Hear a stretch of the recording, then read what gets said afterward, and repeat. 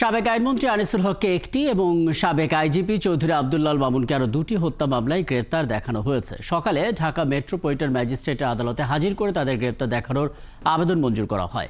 খিলগাঁও থানার জোবায়ের হত্যা মামলায় এই দুজনকে গ্রেপ্তার দেখানো হলো। আর উত্তরা পশ্চিম থানায় সাদিকুল হত্যা মামলায় শুধু সাবেক আইজিপি মামুনকে গ্রেপ্তার দেখানো হয়।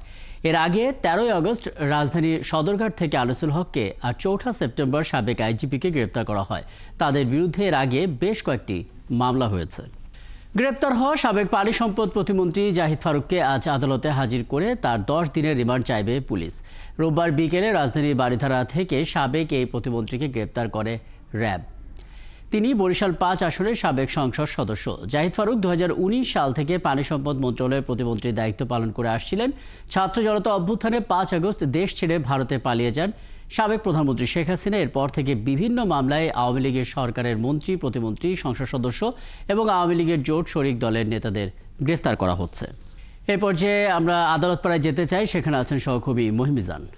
মহিম, বোঝাই যাচ্ছে আদালতপাড়া বেশ ব্যস্ত সময় আজ পার করবে। আমরা ধাপে ধাপে যদি জানতে চাই, প্রথমত জাহিদ ফারুককে কখন আদালতে আনা হবে এবং যথারীতি 10 দিনের রিমান্ড তো চাওয়া হবে, সেই জায়গা থেকে কি কি বিষয় সামনে আনা হবে আদালতের, সেটা একটু জানাবেন। এবং একই সঙ্গে সাবেক আইনমন্ত্রী এবং আইজিপি যেসব মামলায় গ্রেপ্তার দেখানো হয়েছে সে সম্পর্কে একটু জানতে চাই আপনার কাছে মহিম।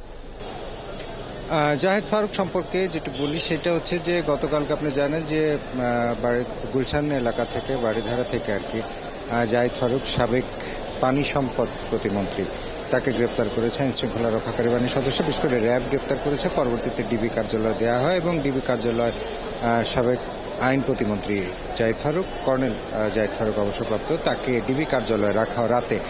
আমরা সবশেষ যেটি জানতে পেরেছি একটু আগে সেটি হচ্ছে যে জাহিদ ফারুককে সম্ভবত ঢাকার কোনো মামলায় গ্রেফতার দেখানো হবে না। তাকে ভোরবেলা আমরা যতদূর জেনেছি যে বরিশালের দিকে নিয়ে যাওয়া হয়েছে, কারণ আপনি জানেন তার সংসদীয় আসন বরিশালে এবং সেখানে যে মামলাগুলো রয়েছে, যে হত্যা মামলাগুলো রয়েছে বৈষম্য বিরোধী ছাত্র আন্দোলনের সময়, অর্থাৎ জুলাইয়ের প্রথম সপ্তাহ থেকে শুরু করে 5 আগস্ট পর্যন্ত যে ঘটনাগুলো ঘটেছে এবং যেভাবে নৃশংসভাবে ছাত্র জনতার উপর পুলিশের গুলি বর্ষণ, সেই সময়কার পতিত সরকার, আওয়ামী লীগ সরকারের যে সে সমস্ত শীর্ষস্থানীয় নেতৃবৃন্দ রয়েছে এবং প্রত্যেকটা স্থানীয় যারা নেতৃবৃন্দ ছিলেন তাদের প্ররোচনায় এবং তাদের উস্কানিতে যে সহিংসতার ঘটনাগুলো ঘটেছে এবং ছাত্র জনতা নিহতের ঘটনাগুলো ঘটেছে, বাংলাদেশের প্রায় প্রত্যেকটি জেলাতেই কিন্তু এই সংক্রান্ত মামলা দায়ের হয়েছে এবং সেইখানে বরিশাল কিন্তু ব্যতিক্রম নয়। সেখানকার একটি হত্যা মামলাতে জাহিদ ফারুককে গ্রেপ্তার দেখাবে বলে আমরা যতদূর জানতে পেরেছি এবং সেখানে আসলে তাকে রিমান্ডে চাওয়া, আদালতে তোলা, সেই প্রক্রিয়াগুলো ঘটবে। এবং যেটি আসলে আমরা এতদিন পর্যন্ত যেটি দেখে এসেছি যে এই প্রত্যেকটি মামলায়, অর্থাৎ জুলাইয়ের ঘটনা এবং আগস্টের প্রথম সপ্তাহের ঘটনা, যে যতগুলো ঘটনা ঘটেছে প্রত্যেকটি মামলায় কিন্তু রিমান্ড, আপনি যেটি বলেছেন, 10 দিনের রিমান্ড চাওয়া হয় প্রত্যেক আসামিকে এবং আদালত যতদিন মঞ্জুর করেন তখন সেই অনুযায়ী আসলে তদন্ত কর্মকর্তারা সেই অনুযায়ী সেই দিনক্ষণ মেনে আসলে জিজ্ঞাসাবাদ করেন বা পরবর্তীতে আদালত এবং কারাগারে প্রসিড করেন আর কি।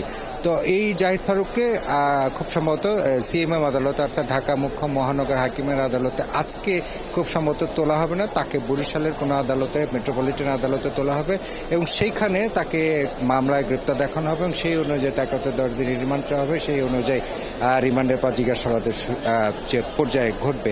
সাবেক আইজিপি চৌধুরী আব্দুল্লাল মামুন, আপনি জানেন যে এই আওয়ামী লীগের দুঃশাসনের সময় সে প্রায় 2 থেকে আড়াই বছর আইজিপি দায়িত্ব পালন করে। বিশেষ করে 1 জুলাই থেকে শুরু করে 5 আগস্ট পর্যন্ত তার যে ভূমিকা ছিল এবং প্রত্যেকটি বাংলাদেশের যতগুলো এই বৈষম্য বিরোধী ছাত্র আন্দোলনের ঘটনায় পুলিশের গুলিতে যত ছাত্র জনতা নিহত হয়েছে, প্রত্যেকটি মামলায় কিন্তু তিনি অন্যতম আসামি। কারণ হচ্ছে তিনি পুলিশ প্রধান ছিলেন।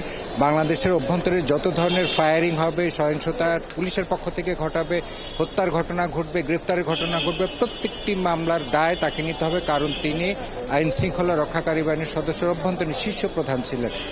তাকে এই কারণে আসলে প্রত্যেকটি মামলায় প্রায় প্রত্যেকটি মামলায় আসামি করা হয়েছে এবং তিনি প্রায় প্রতিদিনই সিএমএম আদালতে আসেন। গতকালকেও এসেছেন, একটি মামলায় গ্রেপ্তার দেখানো হয়েছে। আজকে খিলগাঁও থানা এবং উত্তরা পশ্চিম থানা দুটি মামলা তাকে গ্রেপ্তার দেখানো হয়েছে এবং দুটি হত্যা মামলা তাকে গ্রেপ্তার দেখানো হয়েছে এবং পরবর্তীতে এই গ্রেপ্তার দেখানোর পরে তাকে আদালতে তুলে আবার রিমান্ড চাইবে কিনা সেটি হচ্ছে হয়তো আজকে বা কালকে মধ্যে জানা যাবে। এর মধ্যে খিলগাঁও থানার আরেকটি মামলায় সাবেক আইনমন্ত্রী আনিসুল হককে গ্রেপ্তার দেখানো হয়েছে এবং তাকে গ্রেপ্তার দেখিয়ে তাকে কিন্তু এবং এটা একটু আগে আমরা দর্শকদেরকে জানাচ্ছিলাম এবং আপনি নিশ্চিত করলেন জাহিদ ফারুককে হয়তো আজকে আদালতে আনা হবে না, কারণ তার নির্বাচনী এলাকায় তাকে নিয়ে যাওয়া হচ্ছে এবং সেখানে বেশ কিছু হয়তো তদন্ত বা অনুসন্ধান বা বিভিন্ন তথ্য সংগ্রহ করা হবে, তারপরে হয়তো পরবর্তী আপডেট জানা যাবে। অনেক ধন্যবাদ মহিম, নিশ্চয় পরবর্তীতে আবার কথা হবে আপনার সঙ্গে। আদালত এলাকা থেকে যুক্ত হয়েছিলেন সহকবি মহিম মিজান।